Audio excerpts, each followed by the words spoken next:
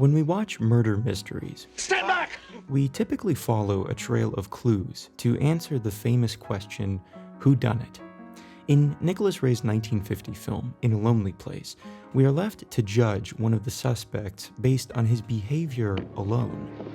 Ray's first window into the mind of murder suspect and Hollywood screenwriter Dixon Steele is through his rear view mirror.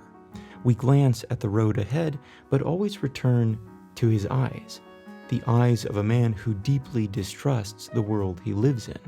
The question is, can we trust him? Dixon Steele invites Mildred Atkinson, a restaurant hat check girl, to his apartment to summarize a book he's assigned to adapt. She leaves at midnight and turns up dead.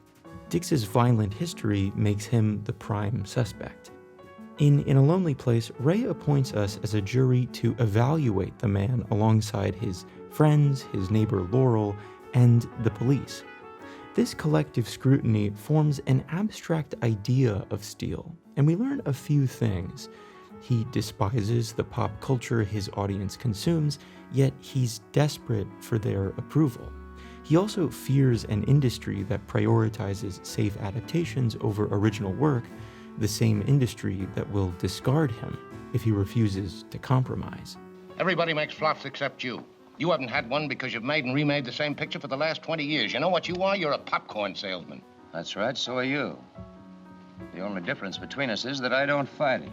The narrative is itself an adaptation of the mystery novel by Dorothy Hughes, but Diggs's profession as a screenwriter were added in by Ray and writer Andrew Solt to explore their own anxieties about Hollywood's hostility toward innovative artists. Ray exposes his cynicism of the industry by rewarding Dixon's desire for fame with infamy. Now everyone watches him, but as a murder suspect instead of a celebrity. Is he a killer? Ray keeps us guessing by alternating between evidence of Dixon's aggression and moments of genuine sensitivity. His apartment offers no real escape from this investigation. His view of Laurel's window reminds him that everyone lives under surveillance, but especially him. And she starts to scream, "Help! Help! Help! Help!" Honey, I have neighbors.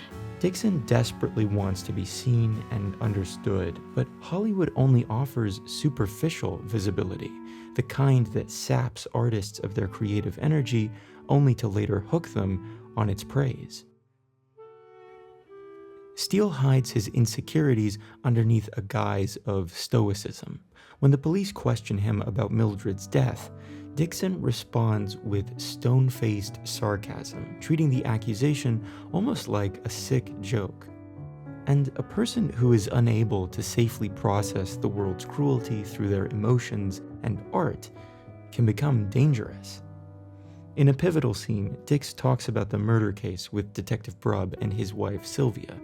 He suggests acting out the crime to understand the killer's mind. Watch how the lighting changes. Dix's eyes glow with manic intensity. Both Brubb and the audience become entranced by the story's dark romance, but Dix draws from something deeply personal. You love her, and she's deceived you. You hate her patronizing attitude. She looks down on you. She's impressed with celebrities. She wants to get rid of you. The motivations he imagines begin to sound like his own. Now, to be fair, this is what the best artists do, call upon real experiences, real emotion. But Dix's creative sensibilities are fused with his capacity for violence, which helps Detective Brubb's investigation, but hurts Dix's reputation with the audience. And our trust erodes even further. When Steele discovers the police are monitoring him through his neighbor Laurel, his support system collapses. He cuts off another driver and almost kills him. They find a lonely place in the road, and Ray eerily recreates the original murder scenario with Dix and Laurel as the players. The mask of sarcastic stoic slips away, revealing the desperate, dangerous man underneath. As Steele becomes further detached from reality, Ray continues to tease an emerging path to redemption through love. When we first meet Dixon Steele, he's mostly retreated into isolation, making rare public appearances only when necessary. But when Laurel enters the picture, she sees beyond Dix's celebrity status. I like his face. She believes he's innocent and over time falls in love with his sensitive qualities. If the industry is slowly killing Dix, Laurel is the one who resurrects him. She gets him working again and becomes his muse, inspiring the kind of writing he hasn't produced since before the war. His thespian friend Charlie quotes Sonnet 29, Shakespeare's meditation on an outcast who finds his salvation through love. For thy sweet love remembered such wealth brings, that then I scorn to change my state with kings.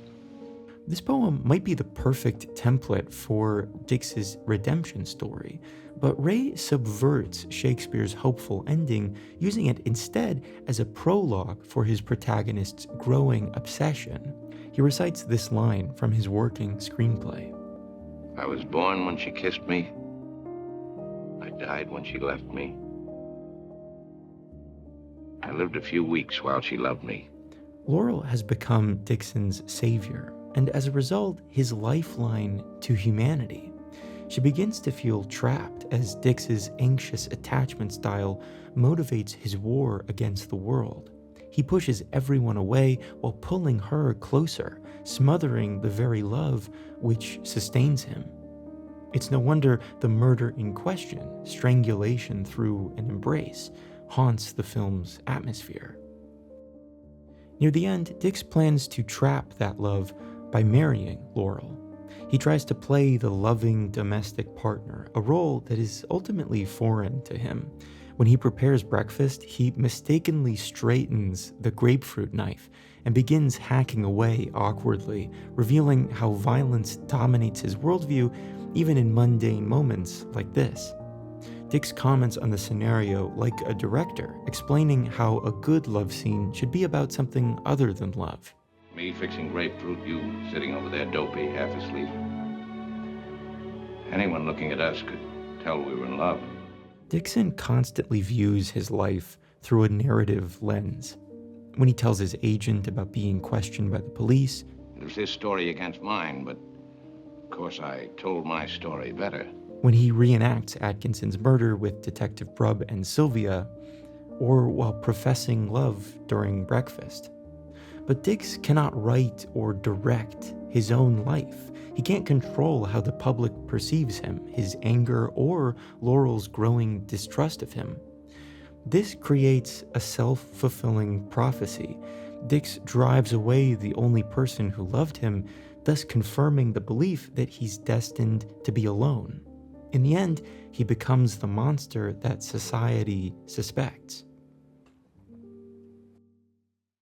Whether or not Dix committed the murder becomes irrelevant, because by now the verdict is in, and the audience can see that even if he didn't murder Mildred, he almost certainly possesses the capacity to do so. But the problem with judging someone who merely shows the potential for evil is that to fully convict them, we must forget their potential for good. This is why Dixon yearns to be truly known, yet simultaneously fears it, because it opens the risk that someone might see you for all your negative qualities.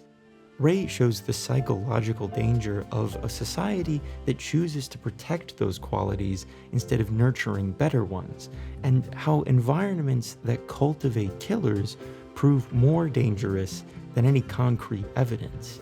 He has to explode sometimes. What is as much a part of him as the color of his eyes, the shape of his head? We want to believe Laurel can save Dixon, and for a fleeting moment, watching her see through to his wounded humanity, we do believe it. But the relationship transforms, like all things in Dixon Steele's life, into another lonely place.